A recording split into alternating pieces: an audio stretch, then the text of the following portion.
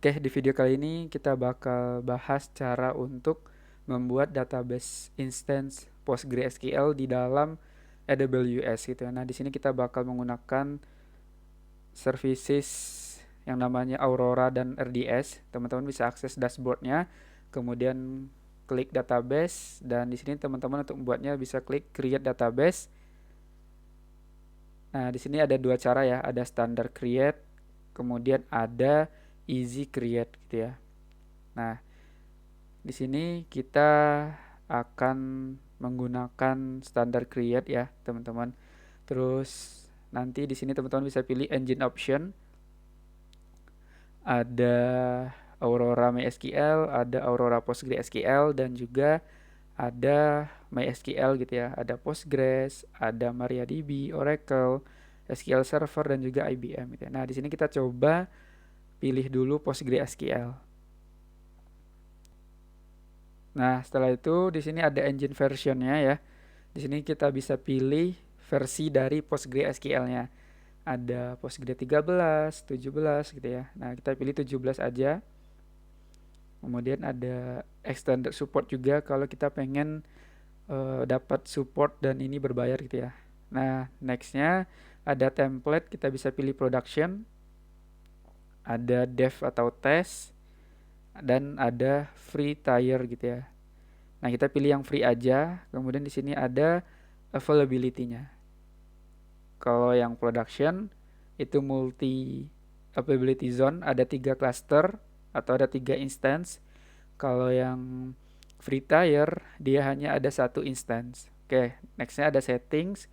Kita bisa tulis db instance name-nya.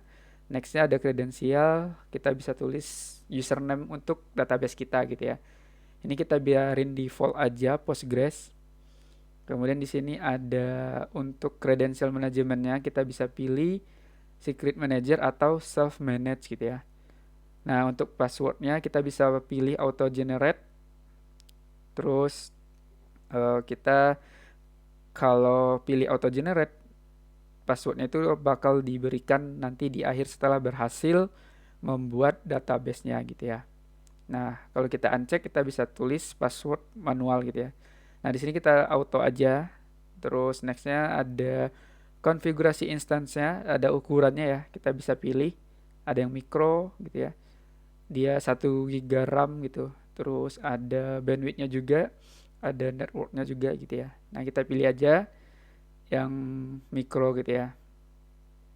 Nah, nanti teman-teman bakal dapat juga dua virtual CPU. Nah, ini kita pilih aja yang defaultnya gitu ya, karena yang gratis untuk testing. Nextnya untuk storage-nya kita bisa pilih SSD. Ada beberapa jenis ya, ada yang untuk performance, ada untuk flexibility, ada juga untuk baseline-nya gitu.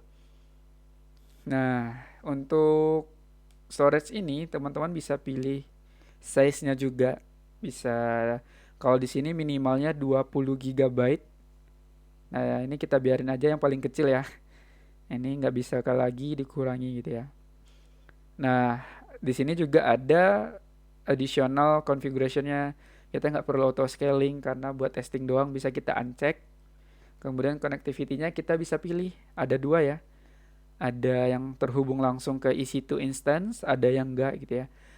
Kalau misalnya teman-teman pengen langsung terhubung ke EC2, berarti teman-teman harus punya instance EC2-nya dulu gitu ya. Nah, di sini belum punya, berarti perlu bikin dulu gitu ya. Nah, biar kita nggak perlu bikin instance-nya, kita bisa pilih aja yang don't connect to EC2 compute resource. Nah, untuk PPC-nya ini ada default-nya, kita biarin aja default, kita nggak perlu setting-setting lagi. Terus nanti ada subnet grupnya kita default, dan yang ini ada untuk public access-nya.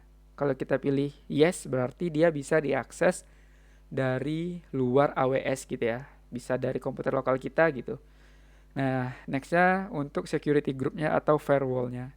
Kita bisa bikin baru atau kita pilih yang udah ada. Kalau yang udah ada itu ada default. Kemudian untuk availability zone-nya kita pilih no preference. Di sini ada Southeast Asia 1A, 1B, 1C. Nah, kita pilih aja no gitu ya. Untuk proxy kita uncheck juga. Untuk certificate authority-nya juga kita biarin default. Kemudian untuk portnya kita setting default sebenarnya ya 5432. Nextnya ada untuk text. Ini untuk kita mengelompokkan resource-nya. Dan yang terakhir ini ada terkait dengan autentikasi ke database-nya. Kita bisa pilih menggunakan password aja atau menggunakan I am user juga gitu ya. Nah, kita biarin aja password. Kemudian untuk monitoring kita biarin untuk yang standar karena kita masih untuk testing ya. Untuk performance insight-nya kita uncheck. Untuk monitoringnya kita uncheck juga. Dan yang terakhir ini ada nama database-nya. Kita bisa tulis misalnya itu Postgres. Terus kalau udah untuk username-nya tadi udah kita bikin ya di awal ya. Namanya itu Postgres gitu. Jadi nama database-nya Postgres, username-nya juga Postgres. Kemudian untuk backup kita uncheck juga. Enkripsi juga bisa kita uncheck ya sebenarnya. Nah, nextnya untuk maintenance kita uncheck juga. Terus setelah selesai kita punya estimasi biaya. Kita nggak akan ditagih selama kita nggak melebihi ketentuan ini ya. 750 jam, 20 GB untuk SSD-nya, dan storage-nya 20 GB.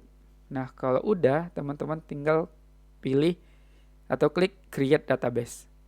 Nah, di sini teman-teman bisa tunggu proses pembuatan database-nya. Ini berjalan beberapa menit ya, teman-teman. Nggak terlalu lama sih. Mungkin 2-3 menit.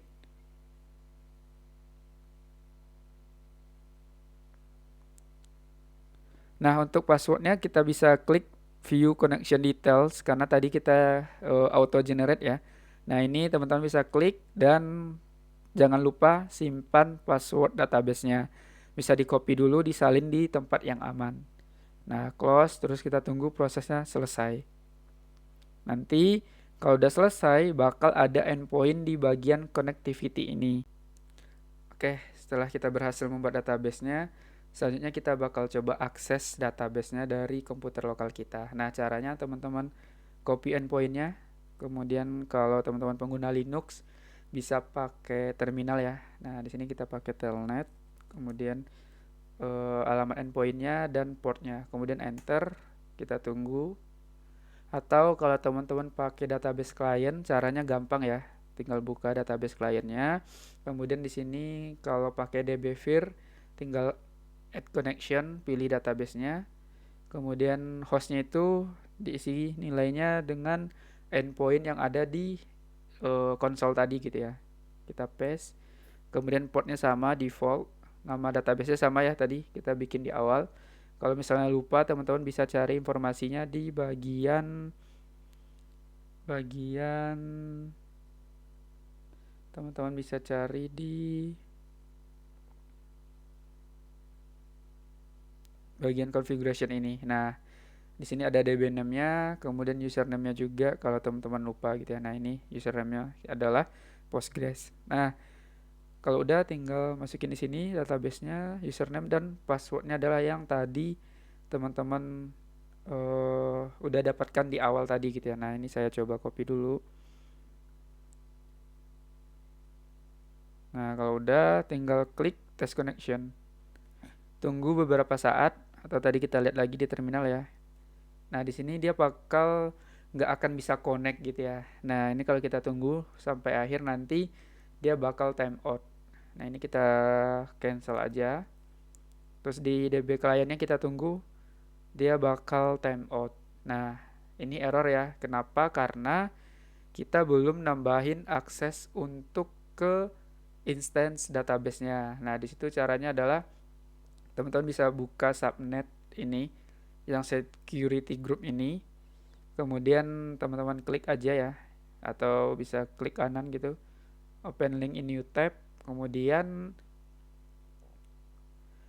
kita tambahin rules untuk database portnya gitu ya. Nah, ini kita tunggu dulu. Kita klik security groupnya. Nah, di sini kan terlihat ya ada beberapa rulesnya. Yang pertama, dia bisa mengakses port 3000 dari internet gitu ya, dari IP berapapun. Nah, karena yang database tadi itu portnya ada di 5432, berarti kita di sini perlu menambahkan rules baru gitu ya. Nah, caranya klik edit inbound rules, kemudian tambahin rules baru. Ini bisa kita bikin custom gitu ya. Terus portnya kita tulis 5432 dan source-nya itu mau bisa diakses dari mana saja. Karena kita pengen bisa diakses dari komputer lokal kita atau dari internet, kita ketik yang 00 ini gitu ya. Artinya bisa diakses dari IP berapapun. Nah, untuk description-nya bisa kita kosongkan atau kalau pengen tulis juga boleh gitu ya. Nah, ini kita save. Kalau udah hijau kayak gini, baru kita tes lagi di terminal tadi gitu ya. Kita jalankan lagi. Nah, dia udah terkonek ya. Tahu kita cancel, kita close, kita buka DB client-nya, kita tes lagi. Nah, berhasil ya. Udah connected. Oke.